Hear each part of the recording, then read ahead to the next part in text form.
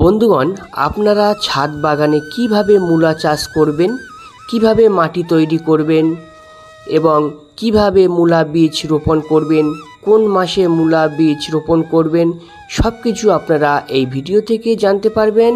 ভিডিওটি প্রথম থেকে শেষ পর্যন্ত দেখুন, তাহলে আপনারা নিজেরাই বুঝতে পারবেন ছাদ বাগানে কিভাবে খুব সহজে মূলা চাষ করা যায় এবং এর মাটিও কিভাবে তৈরি করা হয়।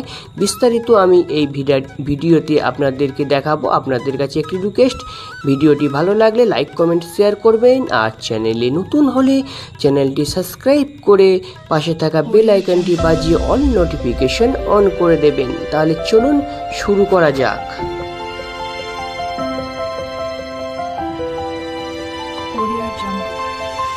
বন্ধুগণ, আশ্বিন থেকে কার্তিক মাসের মধ্যে মূলার বীজ বপন করা হয়। তো ছাদে আপনি কিভাবে মূলা বীজ বসাবেন আজকে বিস্তারিত বলবো। সবার আগে আপনাকে মূলা বীজের জন্য মাটি তৈরি করে নিতে হবে। তো মাটি কি করে করবেন? আপনি বাগানে সাধারণ দোআঁশ মাটি 40% নেবেন, 40% জৈব সার, আপনি গোবর সার নিতে পারেন। তাহলে 80%, 10% আপনি লাল বালি নেবেন, 90% আর 10%-এর মধ্যে আপনি নেবেন শিংকুচি, হাড়ের গুঁড়ো এবং কিছু পরিমাণ নিমখোল। এইগুলি দিয়ে আপনি মাটি তৈরি করবেন। মাটিটা মিক্সড করে মিনিমাম 10 থেকে 12 দিন রেখে দেবেন। তারপরেই কিন্তু এই মূলার বীজগুলি আপনি বসাবেন।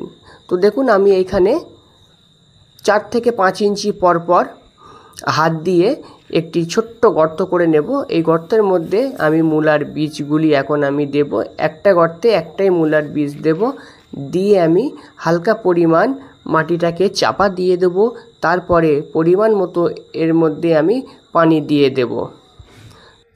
একটা কথা বলে রাখি, আপনি যে টবে মূলার গাছগুলি বসাবেন সেটি যেন নিচে ড্রেনেজের ব্যবস্থা অবশ্যই ভালো থাকা চাই। প্রথমে ইটের কুচি অথবা আমরা যে লাল বালি ঘরের কাজে লাগাই, সেই বালির মধ্যে যে পাথর থাকে সেই পাথরের কুচিগুলো আপনারা প্রথম লেয়ারে দিয়ে নিলেন। তারপরে কিছু পরিমাণ লাল বালি দিয়ে নেবেন। তারপরে কিন্তু আপনি মাটি দিয়ে দেবেন। যে মাটিটা আপনি আগে থেকে তৈরি করে রেখেছেন সেই মাটিটি কিন্তু দিয়ে নেবেন। কারণ ড্রেনেজের ব্যবস্থা যদি না ভালো হয় তাহলে কিন্তু পানি জমে গিয়ে গাছ নষ্ট হয়ে যাবার সম্ভাবনা থাকে। তারপরে মূলার বীজগুলি বসিয়ে দেওয়ার পরে পানিটা এমনভাবে দিতে হবে যেন মূলার বীজগুলি এক জায়গা থেকে অন্য জায়গায় না চলে যায়। খুব সাবধানে উপর থেকে পানিটা দিয়ে দিতে হবে। আমি যেভাবে পানি দিচ্ছি আপনারাও সেইভাবে একটি বোতলের সিপিটা ছিদ্র করে নিয়ে তার উপরে পানি দিয়ে দেবেন। তারপরে কি করবেন, আপনারা গাছটি যখন একটু বড় হবে তখন আপনি যদি জৈব সার ব্যবহার করেন তাহলে আমরা যে সমস্ত শাকসবজি খাই তার খোসাগুলো একটি পাত্রে 7 থেকে 10 দিন রেখে দেবেন। তারপরে সেই লিকুইড যে জলটা হবে সেই জলের মধ্যে সমপরিমাণ জল আপনারা মিশিয়ে দিয়ে এই গাছের দিতে পারেন। তাতে গাছ খুব সুন্দরভাবে বৃদ্ধি পাবে। তো এইভাবে আপনারা যদি ছাদে মূলা চাষ করতে পারেন, আশা করছি খুব সুন্দরভাবে মূলা হবে। দেখুন আমার ভিডিওটি সম্পূর্ণ, এবং চ্যানেলে নতুন হলে চ্যানেলটি সাবস্ক্রাইব করে রাখুন, পাশে থাকা বেল আইকনটি বাজিয়ে অল নোটিফিকেশন অন করে রাখুন, যাতে করে পরবর্তী ভিডিও আপনার কাছে খুব সহজেই পৌঁছায়। তো দেখুন বন্ধুরা, এইভাবে আমরা পানিটা দিয়ে এখন কিছুদিন এর উপরে কোনো কলা পাতা হোক বা কোনো প্লাস্টিক বা কাগজ যা হোক কিছু দিয়ে আমরা এখন চাপা দিয়ে রাখবো, যতদিন গাছের অঙ্কুর না বার হচ্ছে ততদিন পর্যন্ত।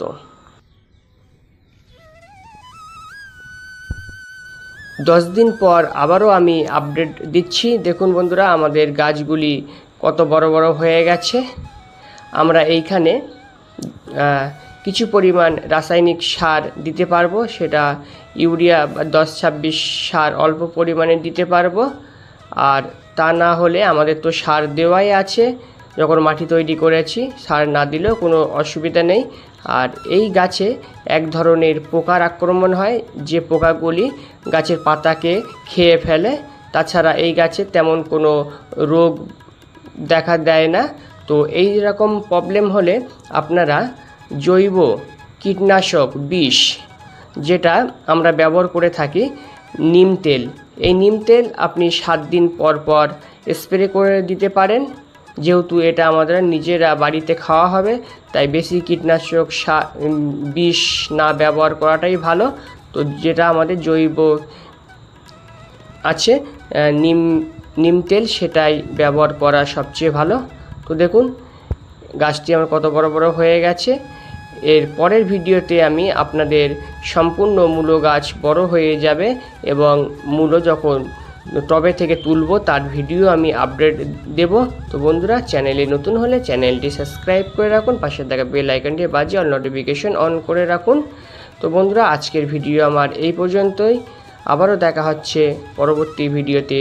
ততক্ষণ ভালো থাকবেন, সুস্থ থাকবেন এবং আমার ছাদ বাগানে বিভিন্ন রকম গাছের ভিডিও আমার চ্যানেলে আপলোডিং করা আছে, আপনারা সেখানে গিয়ে ভিডিওগুলি দেখতে পারেন। কারণ আপনারা জানেন যে আমি অনেক ধরনেরই কাজ পারি, সেটা চাষবাস হোক, মার্বেলের কাজ হোক, ছবি আঁকার কাজ হোক, আরও বিভিন্ন ভ্যারাইটিস কাজ আপনার একটা চ্যানেলেই দেখতে পাবেন। এখন প্রিয় বন্ধুগণ, আমি যে মূলোর বীজগুলি এইখানে বসিয়েছিলাম, সেই মূলোর বীজ থেকে কত সুন্দর একদম ফ্রেশ মূলো গাছ হয়েছে দেখুন। তো মূলো গাছটা খুব ঘন হয়ে গেছে। আজকের আমি কিছু পরিমাণ মূলো গাছ এখান থেকে আমি তুলে নেব, তাহলে ভালো হবে। মূলো বীজ থেকে মূলো হতে 40 থেকে 45 দিন সময় লাগে। আমাদের 45 দিন হয়ে গেছে, মূলো তুলে নেওয়া হয়ে গেছে বন্ধুগণ।